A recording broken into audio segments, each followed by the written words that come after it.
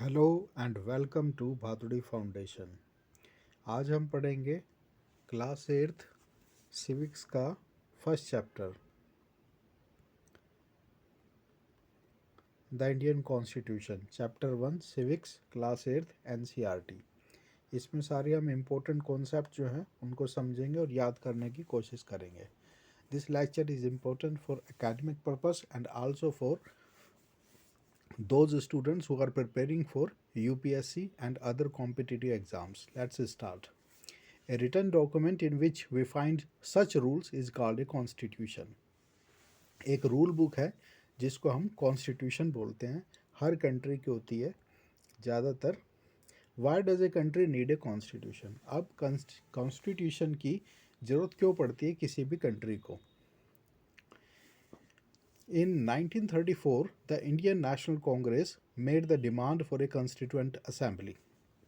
सबसे पहले 1934 में इंडियन नेशनल कांग्रेस ने ये डिमांड की थी कि एक कॉन्स्टिट्यूएंट असेंबली बनाई जाए जो कि इस देश का मतलब इंडिया का कॉन्स्टिट्यूशन बनाएगी। Between December 1946 and November 1949, the Constituent Assembly drafted a constitution for independent India. और दिसंबर 1946 से नवंबर 1949 तक इस कॉन्स्टिट्यूएंट असेंबली ने ड्राफ्ट किया हमारा कॉन्स्टिट्यूशन जो कि था for independent India.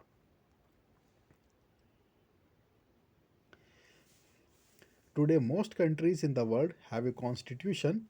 While all democratic countries are likely to have a constitution, it is not necessary that all countries that have constitution are democratic. तो ये ज़रूरी नहीं है कि जिस कंट्री का के पास भी कॉन्स्टिट्यूशन है वो डेमोक्रेटिक ही हो। वो ऑटोक्रेटिक भी हो सकती है और डेमोक्रेटिक ना हो के जिसमें राजा होता है जैसे कि नेपाल का था, वो भी हो सकती है। क्योंकि कॉन्स्टिट्यूशन एक रूल बुक है जिसमें लिखा जाता है कि कंट्री का कॉन्स्टिट्यूशन का या कंट्री के गवर्नेंस का क्या नेचर होगा। The constitution serve several purpose. First, it lays our certain ideals that form the basis of the kind of country. किस बेसिस पे किस काइंड की कंट्री होगी that we citizens aspire to live in, जिसमें के citizens रहना चाहते हैं। कॉन्स्टिट्यूशन क्या करता है सिटीजन्स के लिए? Constitution helps serve as a set of rules and principles that all persons in a country can agree upon. Country के सभी लोग जिस पे एग्री अपॉन हो जाए, जिस पे सहमत हो जाए, वो रूल सेट बना लेते हैं, उसी को कॉन्स्टिट्यूशन बोलते हैं। As the basis of the way in which they want the country to be govern, जिसमें जिन रूल्स के अनुसार लोग चाहते हैं, पीपल ऑफ दैट कंट्री चाहते हैं कि हमारा गवर्नेंस हो, उसी हिसाब से कॉन्स्टिट्यूशन का नेचर सेट किया जाता है। ये सब इम्पोर्टेंट पॉइंट्स है जो कि ऑलरेडी अंडरलाइंड है, उसी को हम पढ़ेंगे और आप रिवाइज करें उसको ताकि वो याद हो जाए। The country of Nepal has witnessed several people's struggle for democracy. Nepal में काफ़ी समय तक डेमोक्रेसी के लिए स्ट्रगल चला। There was a people's struggle in 1990 that established democracy. और 1990 में जो स्ट्रगल स्टार्ट हुआ था नेपाल में, उससे अल्टीमेटली डेमोक्रेसी एस्टैब्लिश हो गई थी नेपाल में। Until recently Nepal was a monarchy, और अभी तक नेपाल में मोनार्की थी, मतलब राजा का शासन था। There was no democratic setup in that country. The previous constitution of Nepal, which had been adopted in 1990, जो पुराना कॉन्स्टिट्यूशन था नेपाल का जो कि 1990 में came into force था, reflected the facts that the final authority rested with the king. उसमें monarchy थी जिसका मतलब होता है कि फाइनल अथॉरिटी राजा के पास होगी।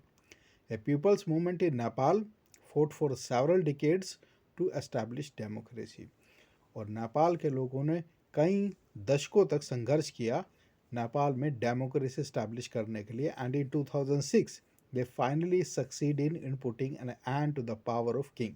और 2006 में उन्होंने मोनार्की को ख़त्म कर दिया, पावर ऑफ किंग को फिनिश कर दिया, समाप्त कर दिया.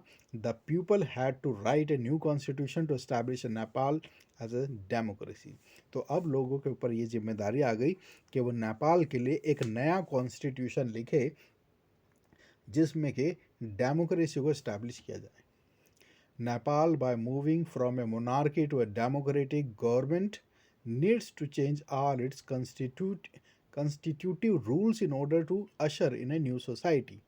तो अब क्योंकि नेपाल एक मोनार्की कंट्री से डेमोक्रेटिक गवर्नमेंट के सेटअप में जा रही थी, तो काफ़ी रूल्स वगैरह चेंज करने थे न्यू सोसाइटी में एंटर करने के लिए, अशर करने के लिए. This is why the people of Nepal adopted A new constitution for the country इन 2015. इसीलिए नेपाल के लोगों ने 2015 में एक नए कॉन्स्टिट्यूशन को अडोप्ट किया अपनी कंट्री के लिए. The second important purpose of a constitution is to define the nature of country's political system. दूसरा जो एक इम्पोर्टेंट काम होता है कॉन्स्टिट्यूशन का, वो ये होता है कि किसी कंट्री का पॉलिटिकल सिस्टम कैसा होगा. In countries that have adopted a democratic form of government or polity, the constitution plays a crucial role in laying out certain important guidelines that govern decision making within the society. तो जहाँ पे भी democratic setup government adopt हो जाती है constitution से, वहाँ पर कुछ इम्पोर्टेंट गाइडलाइंस बनाई जाती है जो कि सोसाइटी को गवर्न करती है. In a democracy we choose our leaders so that they can exercise power responsibly on our behalf. तो डेमोक्रेसी का मेन फीचर होता है कि हम लोग कुछ अपने रिप्रेजेंटेटिव्स चुनकर पार्लियामेंट में भेजते हैं जो पब्लिक के बिहाफ पे रूल्स और कानून को फ्रेम करते हैं. However, there is always the possibility that these leaders might misuse their authority and the constitution usually provides safeguard against this. ज़्यादातर ये पॉसिबिलिटी रहती है कि ये रिप्रेजेंटेटिव अपनी पावर को मिसयूज़ भी कर सकते हैं, लेकिन कॉन्स्टिट्यूशन में उस पावर को मिसयूज़ होने पे उसके सेफगार्ड भी लिखे जाते हैं. This misuse of authority can result in gross injustice as demonstrated in the classroom situation below. तो ये जो मिसयूज़ ऑफ अथॉरिटी है, इससे घोर अन्याय भी हो सकता है, जैसा कि नीचे एक एग्जाम्पल से समझाया गया है क्लास के. Suresh is the class monitor. Suresh का क्लास मॉनिटर है. He is a bully. वो परेशान करने वाला शरारती लड़का है. His classmates are not too fond of him. उसके क्लासमेट उसे पसंद नहीं करते. Mrs. Rao, the class teacher, has to leave the classroom on some urgent work. She asks Suresh to mind the class. Suresh starts picking on Anil. तो जो class teacher है उनको कुछ काम था, उन्होंने सुरेश को क्लास को माइंड कराने के लिए दे दिया और सुरेश ने अनिल को परेशान करना शुरू कर दिया. Ma'am's while you were away, Anil kept talking loudly and disturbing the class. He would not listen to me. उस टीचर के आने पर उसने अनिल की कंप्लेंट कर दी झूठी कि वो परेशान कर रहा था और क्लास में बोल रहा था. तो Anil, you will have to stay back after school today and write I will not disobey the class monitor 100 times. तो क्लास टीचर ने उसको पनिशमेंट दे दी जिसमें कि अनिल की कोई मिस्टेक नहीं थी. In a democratic society, the constitution often lays down rules that guard against the misuse of authority in our political system. तो जैसे क्लास टीचर ने मॉनिटर को अथॉरिटी दी और उस अथॉरिटी का मॉनिटर ने मिसयूज़ कर दिया, सेम ऐसे ही डेमोक्रेटिक सेटअप गवर्नमेंट में पब्लिक अपने रिप्रेजेंटेटिव्स चुनते हैं, पार्लियामेंट में भेजते हैं, लेकिन वो रिप्रेजेंटेटिव्स इन फ्यूचर अपनी अथॉरिटी का मिसयूज़ कर सकते हैं. तो कॉन्स्टिट्यूशन में उसके सेफगार्ड भी लिखे जाते हैं कि अगर कोई पब्लिक रिप्रेजेंटेटिव अपनी अथॉरिटी का मिसयूज़ करता है तो उसके लिए क्या सेफगार्ड होने चाहिए.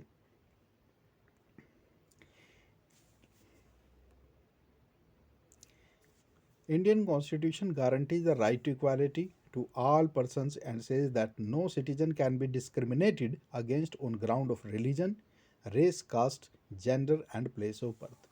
तो कॉन्स्टिट्यूशन में, इंडियन कॉन्स्टिट्यूशन में एक गारंटी है कि सबको इक्वल समझा जाएगा और कोई भी डिस्क्रिमिनेशन, कोई भी भेदभाव नहीं होगा किसी भी सिटीजन से ऑन द बेसिस ऑफ धर्म के आधार पे, उसकी प्रजाति के आधार पर, जाति के आधार पर, लिंग के आधार पर, जेंडर के आधार पर और प्लेस ऑफ बर्थ के आधार पर सभी को एक समान समझा जाएगा।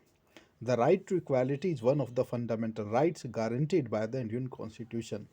तो ये जो राइट टू इक्वालिटी है, मतलब समान समझे जाने का अधिकार है, ये हमारा फंडामेंटल राइट है, मूल अधिकार है। 6 मूल अधिकार दिए हुए हैं इंडियन कॉन्स्टिट्यूशन में, तो उनमें से एक राइट टू इक्वालिटी है कि सभी को समान समझा जाए। In what way is the class monitor misusing the authority, ये आप समझ गए होंगे। Another important function that a constitution plays in a democracy is to ensure that a dominant group does not use its power against other. दूसरा जो एक अन्य जो काम है कॉन्स्टिट्यूशन का, वो ये है कि डेमोक्रेसी में कोई भी जो डोमिनेंट ग्रुप है जो कि मेजॉरिटी में है, वो माइनॉरिटी ग्रुप के अगेंस्ट अपनी पावर को यूज़ ना करे, लेस पावरफुल पीपल के अगेंस्ट। जैसे ये एग्जाम्पल है, इसमें माइनॉरिटी में गर्ल्स हैं, मेजॉरिटी में बॉयज़ हैं। तो अगर वोटिंग करा जाए कि कौन सा गेम खेला जाए, तो मेजॉरिटी में क्योंकि लड़के हैं, तो जो गेम्स बॉयज़ प्ले करते हैं वही लड़कियों को खेलना पड़ता है, बेशक उन्हें नापसंद हो। तो अगर डेमोक्रेसी में क्योंकि मेजॉरिटेरियन होती है, जिसके ज़्यादा वोटिंग उनकी चलती है, तो इस क्लास में इन जो माइनॉरिटी ग्रुप है, जो गर्ल्स का ग्रुप है, उनका रिप्रेजेंटेशन नहीं है। तो इसलिए बार बार अगर मेजॉरिटी में देखा जाए तो बॉयज़ होने की वजह से जितने भी गेम खेले जाएंगे बॉयज़ के पसंद के खेले जाएंगे। तो ये भी एक फ्ला है जिसको दूर करने के लिए डेमोक्रेसी लाई जाती है, और उसमें ये प्रोविज़न किया जाता है कि जो मेजॉरिटी ग्रुप है वो माइनॉरिटी ग्रुप को परेशान ना करे, और माइनॉरिटी ग्रुप का भी कुछ रिप्रेजेंटेशन उसमें रहे।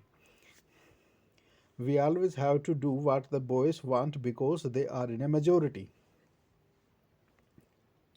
Ma'am should think of another way to make decisions so that our wishes are also heard. तो गर्ल सोच रही है कि मैडम को कोई दूसरा तरीका अपनाना चाहिए जिससे कि हमारे गेम्स भी खेले जाएं। Who is in a minority in the above storyboard? In what way is this minority being dominated by the decision taken by the majority? तो आप समझ गए होंगे, माइनॉरिटी में गर्ल्स हैं, मेजोरिटी में बॉयज़ हैं, और क्या डोमिनेशन हो रहा है, जो मेजोरिटी ग्रुप है बॉयज़ का, उन्हीं के गेम्स को गेम्स के पीरियड में खेला जाता है। Such unhealthy situation can occur in a democratic society too. तो ऐसी प्रॉब्लम डेमोक्रेटिक सोसाइटी में भी आ सकती है, where a majority can continuously enforce decision, जहाँ पे जो लोग मेजोरिटी में है वो अपना निर्णय, अपना डिसीजन इन्फोर्स कर सकते हैं माइनॉरिटी ग्रुप पर, that excludes minorities and go against their interest.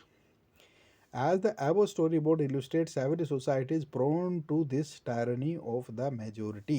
तो ज़्यादातर सोसाइटी में मेजोरिटी माइनॉरिटी ग्रुप होते हैं। The constitution usually contains rules that ensure that minorities are not excluded. तो कॉन्स्टिट्यूशन में ऐसे रूल फ्रेम किए जाते हैं जिससे ये देखा जाए कि माइनॉरिटी के राइट्स को भी एक्सक्लूड ना किया जाए। Anything that is routinely available to the majority, जो मेजोरिटी के लिए अवेलेबल है वो माइनॉरिटी को भी मिलना चाहिए। The third significant reason why we need a constitution is to save us from ourselves. जो नेक्स्ट थर्ड इम्पोर्टेंट रीज़न है कॉन्स्टिट्यूशन का, वो है कि हमको हम ही से बचाना। दिस में साउंड स्ट्रेंज, ये लगेगा अजीब सा, but what is meant by this is what we might at times feel strongly about an issue that might go against our larger interest, and the constitution helps guard against this. तो कुछ चीज़ें जो हमें अच्छी लगती है for the time being, वो future में जाकर हमारे लिए बैड हो जाती है।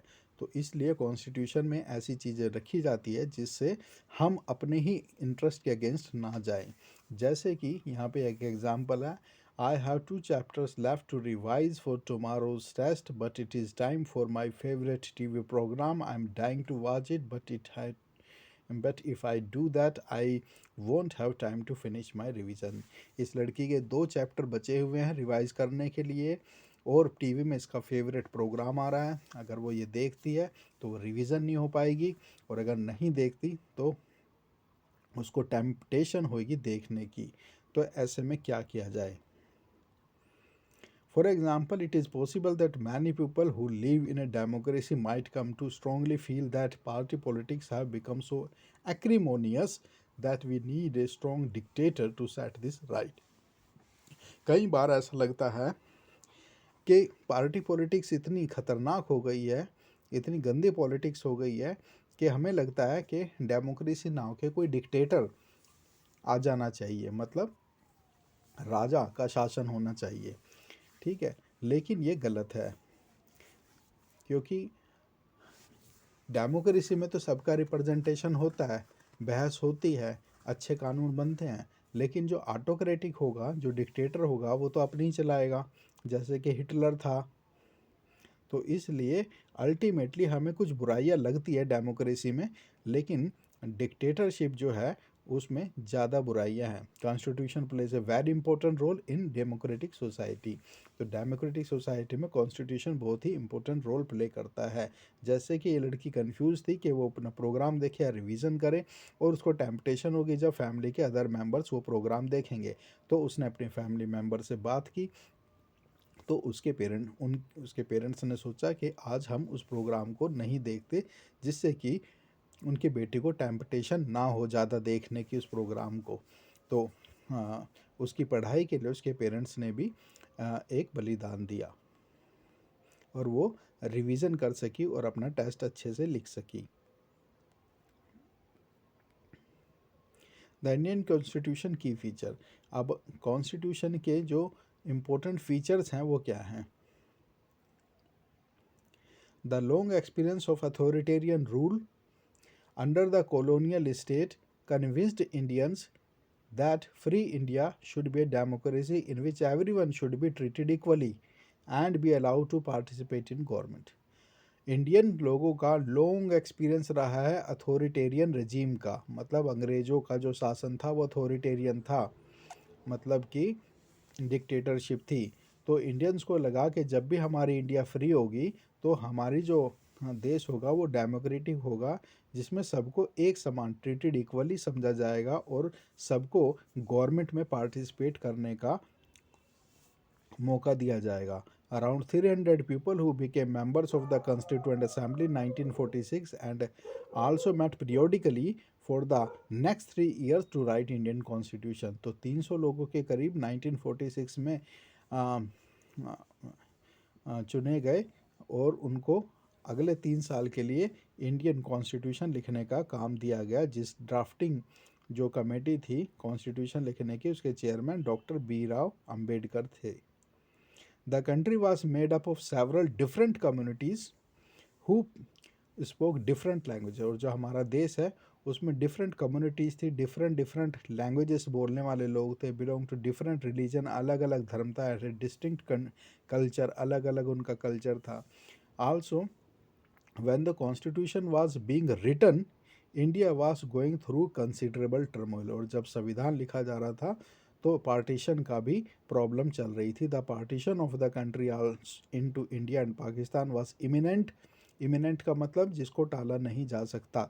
तो पार्टीशन जो था इंडिया और पाकिस्तान में वो इमिनेंट था। Some of the princely states remained undecided about their future. और कुछ प्रिंसली स्टेट ऐसे थे जो कि ना तो इंडिया में शामिल हो रहे थे, ना ही पाकिस्तान में वो अनडिसाइडेड थे।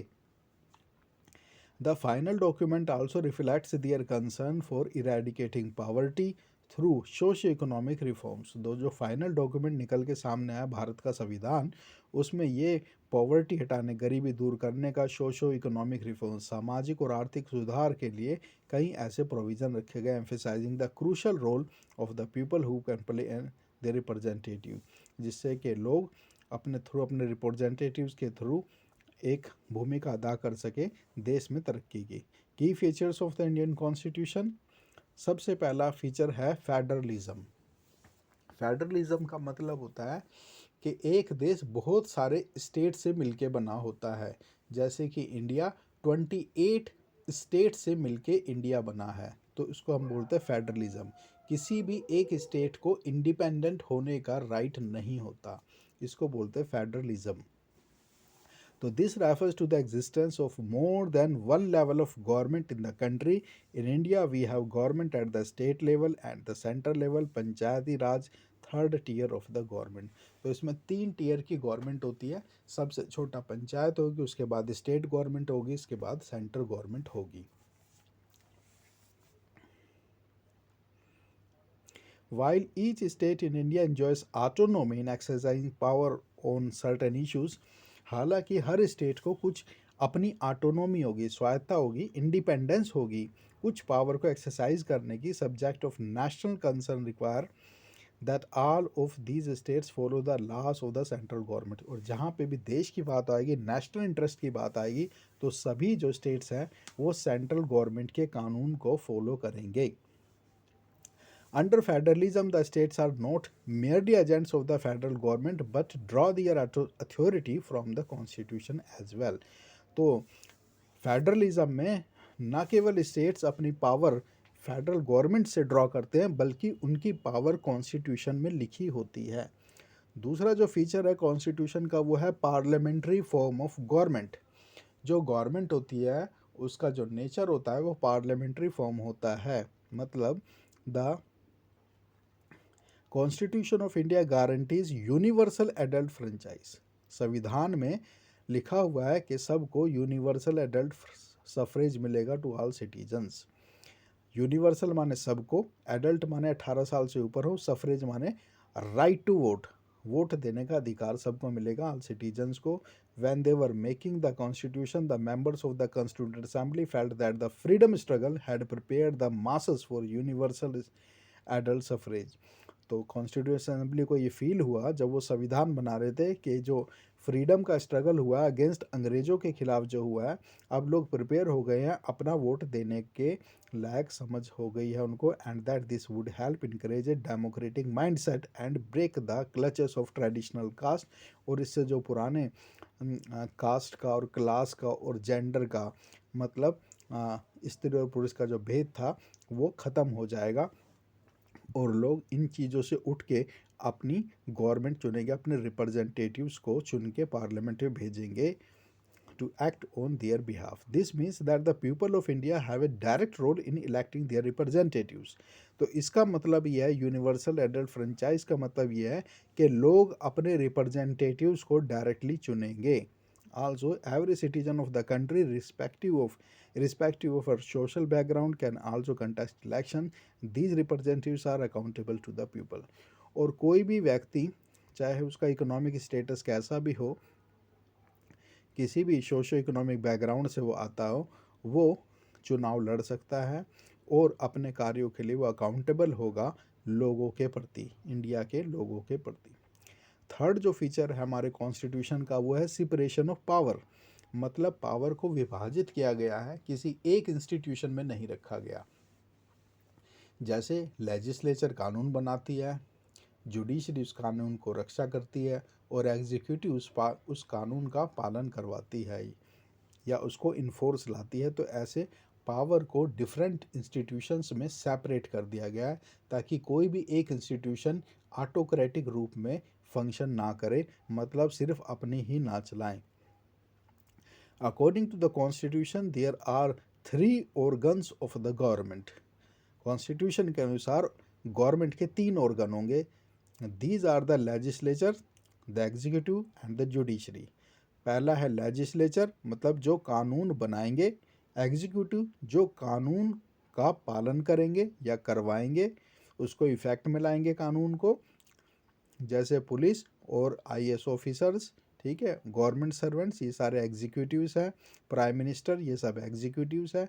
और फिर है जुडिशरी। जुडिशरी अगर कोई कानून का पालन नहीं करता तो उनको पनिश किया जाएगा, ये काम जुडिशरी का होगा, न्यायपालिका का होगा।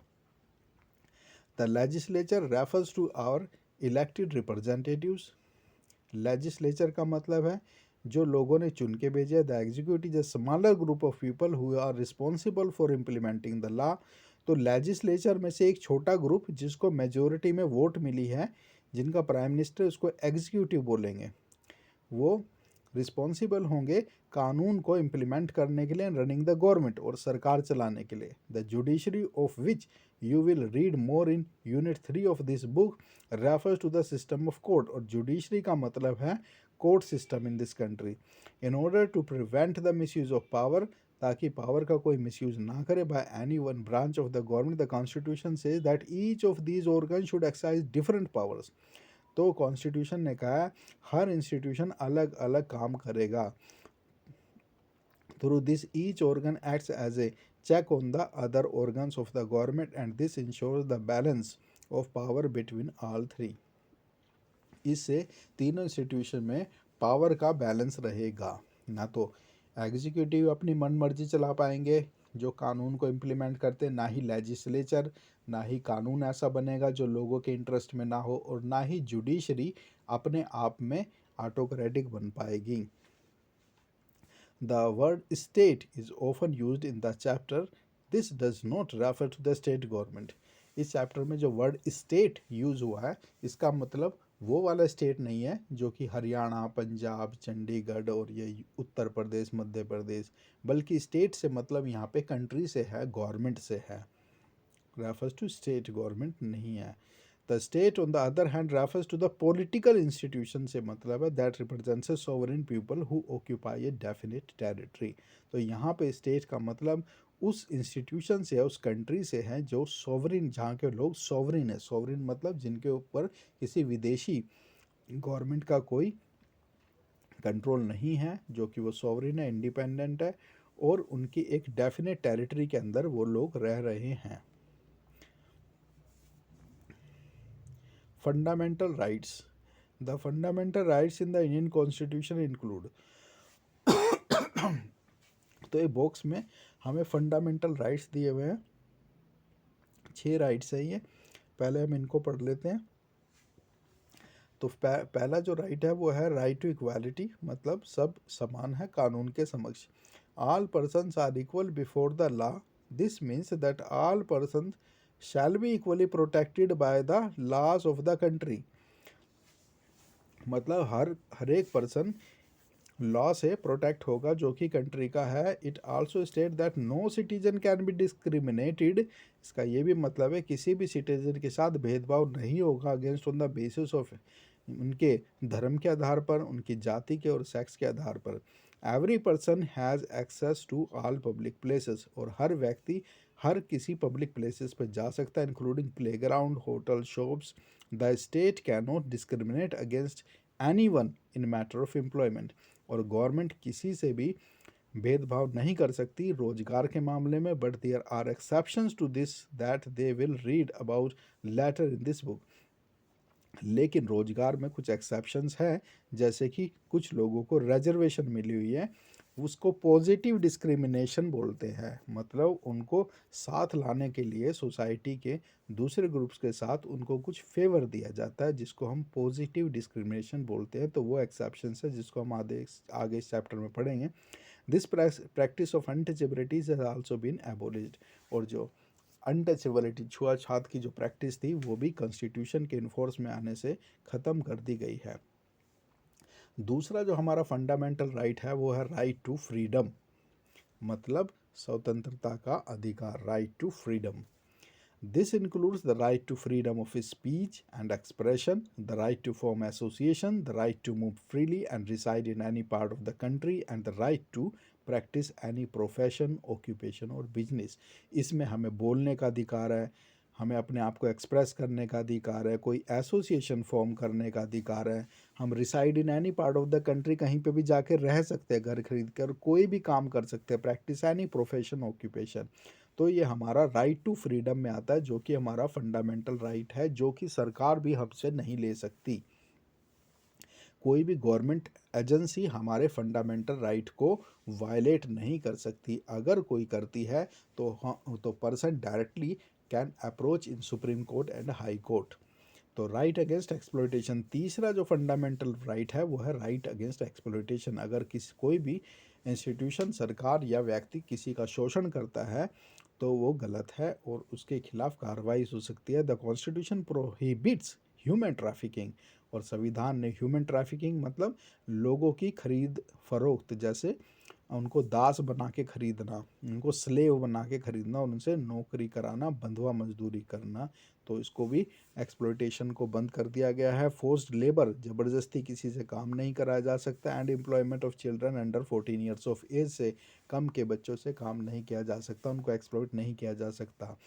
फोर्थ, हमारा जो फंडामेंटल राइट है वो right to freedom of religion, हर व्यक्ति को अपने धर्म को मानने और उसके प्रचार करने का अधिकार होता है, उसके लिए गवर्नमेंट उसको किसी भी रूप से बाध्य नहीं कर सकती। Religious freedom is provided to all citizens. Every person has the right to practice, profess and propagate. Practice करना मतलब कोई भी अपने धर्म को मान सकता है, प्रोफेस कर सकता है, प्रोपोगेट प्रचार भी कर सकता है, रिलीजन ऑफ दियर चॉइस, अपने चॉइस के धर्म को, लेकिन ज़बरदस्ती किसी से अपने धर्म को आने में और अपनाने के लिए नहीं फोर्स कर सकता। पांचवा जो हमारा फंडामेंटल राइट है जो कि इंडियन कॉन्स्टिट्यूशन में लिखा हुआ है वो है कल्चरल एंड एजुकेशनल राइट्स। सभी धर्मों को अपना कल्चर और अपने एजुकेशनल राइट्स हैं। सब धर्म अपना कल्चर सिखा सकते हैं, कोई ऐसा एजुकेशन इंस्टीट्यूट बना सकते हैं जिसमें वो अपने धर्म और अपने कल्चर से रिलेटेड बातों को पढ़ाएं या समझाएं। तो the constitution state that all minorities religious और linguistic can set up their own education institution in order to preserve and develop their own culture, अपने कल्चर को प्रिजर्व करने के लिए। जैसे अगर कन्नड़ है तो कन्नड़ स्कूल खुल सकता है, अपने वो कन्नड़ लैंग्वेज सिखा सकते हैं। मुस्लिम माइनॉरिटी है वो अपना स्कूल खोल सकते हैं, वहाँ पे वो अपनी भाषा और अपने धर्म के बारे में सिखा सकते हैं, वो उनको फ्रीडम दी जाती है। तो सिक्स जो फंडामेंटल राइट है वो है राइट टू कॉन्स्टिट्यूशनल रेमेडीज़, मतलब कि अगर ऊपर दिए गए कोई भी फंडामेंटल राइट को कोई वायलेट करता है तो citizen can resort to constitutional remedies, मतलब वो कोर्ट में जाकर अपने अधिकार की मांग कर सकता है। This allow citizens to move the court if they believe that any of their fundamental right have been violated by the state. अगर उसे लगता है उसका कोई भी राइट को वायलेट किया है किसी ने तो वो सीधे ही कोर्ट में जाके अपने राइट को मांग सकता है। For fundamental rights, the section on fundamental rights has often been referred to as the conscience of the Indian Constitution. तो संविधान में जो फंडामेंटल राइट का जो चैप्टर है उसे conscience of the Indian constitution भी कहा जाता है, क्योंकि ये बहुत ही इम्पोर्टेंट चैप्टर है। Of return rights would guard against the misuse of state power in independent India. जो संविधान में लिखे हुए राइट्स हैं, अधिकार हैं लोगों को, वो बचाते हैं इंडिपेंडेंट इंडिया में लोगों के अधिकारों को मिसयूज होने से bye the state, by the government. Fundamental right therefore protect citizens against the arbitrary and absolute exercise of power. तो जो फंडामेंटल राइट है ये प्रोटेक्ट करते हैं सिटीजन को आर्बिट्ररी मतलब मनचाहे स्टेट द्वारा, मतलब गवर्नमेंट द्वारा मनचाही किसी भी योजना से, किसी भी उनकी इच्छा से वो लोगों के फंडामेंटल राइट को ख़त्म नहीं कर सकते। The constitution thus guarantees the rights of the individuals against the state as well as against their individual. तो जो फंडामेंटल राइट है वो सरकार के खिलाफ भी और किसी व्यक्ति विशेष के खिलाफ भी सिटीजन के मौलिक अधिकारों को, फंडामेंटल राइट्स की रक्षा करते हैं। The constitution therefore also guarantees the rights of minorities. और जो कॉन्स्टिट्यूशन है वो माइनॉरिटी के राइट्स को भी प्रोटेक्ट करते हैं। As doctor Ambedkar has said about these fundamental rights, their object is twofold. Fundamental right का जो लक्ष्य है वो दो फोल्ड है। The first objective is that every citizen must be in a position to claim their rights. हर citizen अपने अधिकार की मांग कर सकता है। And second, these rights must be binding upon every authority that has got the power to make laws. और ये जो राइट्स हैं वो बाइंडिंग है हर अथॉरिटी के ऊपर भी जिनको इम्प्लीमेंट करना है। In addition to fundamental right, constitution also has a section called directive principle state policy. और फंडामेंटल राइट्स के साथ साथ कॉन्स्टिट्यूशन में कुछ DPSP भी दिए गए हैं, मतलब डायरेक्टिव प्रिंसिपल्स भी दिए गए हैं स्टेट पॉलिसी के। डायरेक्टिव मतलब गवर्नमेंट को डायरेक्शन दी गई है कि ऐसे ऐसे इस डायरेक्शन में पॉलिसी बनानी है जिससे कि सिटीजन्स का वेलफेयर हो। To ensure greater social and economic reforms and to serve as a guide by the independent India state to institute laws and politics. This helps to reduce the poverty of the masses. तो इससे गरीब लोगों की poverty भी कम होती है, उनकी गरीबी भी दूर होती है। एक जो फीचर है कॉन्स्टिट्यूशन का वो है सेक्युलरिज्म। सेक्युलरिज्म का मतलब होता है कि देश का, गवर्नमेंट का अपना कोई धर्म नहीं होगा, जो भी सिटीजन अपना धर्म मानना चाहे वो मान सकते हैं without any interference from the government and the state. A secular state is one in which the state does not officially promote any one religion as a state religion। तो सरकार इस किसी भी धर्म को अपना धर्म नहीं बनाएगी, उसको ऑफिशियली प्रमोट नहीं करेगी। जो लोगों का धर्म है उनको फ्रीली अधिकार होगा अपने धर्म को मानने का, उसकी पूजा करने का और उसका प्रचार करने का। The constitution plays a crucial role in laying out the ideals that we would like all citizens of the country to adhere to, including the representatives that we elect to rule us. Just like in the game of the football, a change of constitutive rules will affect the game. Indian constitution has been amended over the years to reflect new concerns of the policy। तो भारतीय संविधान को time to time कुछ changes भी किए गए हैं संविधान में, लोगों की ज़रूरत और एस्पायरेशंस को देखते हुए। Often a major change in the constitution means a change in the fundamental nature of the country. अगर ज़्यादा चेंज होगा तो फंडामेंटल नेचर ही चेंज हो जाएगा कंट्री का। We saw this in the case of Nepal, जैसे कि नेपाल में पहले मोनार्की थी, मतलब राजा का शासन था, अब डेमोक्रेसी हो गई। ये होता है बड़ा change. And how it needed to adopt a new constitution after it become a democracy. अब नेपाल में डेमोक्रेसी आ गई है, तो बिल्कुल बड़ा चेंज आ गया है।